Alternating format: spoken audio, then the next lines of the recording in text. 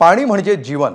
मात्र याच पाण्याच्या शोधामध्ये गेलेल्या पोटच्या लेकीला जीवानिशी गमावण्याची वेळ एका कुटुंबावर आली.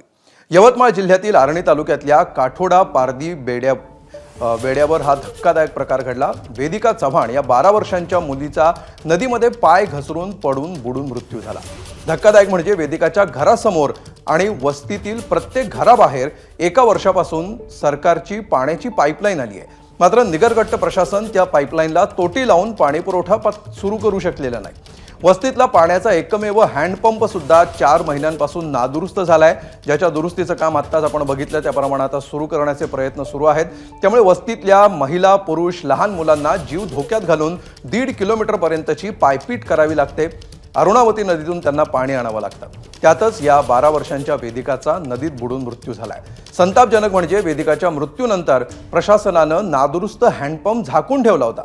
वेदिकाच्या मृत्यूआधी पारधी बेड्यावर किंवा आजूबाजूच्या परिसरामध्ये पाण्याच्या शोधात अनेकांचे मृत्यू झालेत.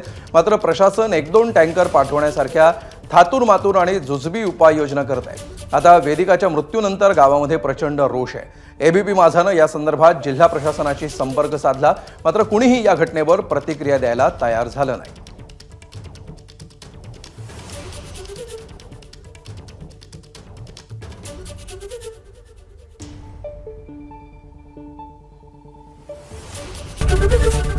एबीपी माझा, उघडा डोळे बघा नीट.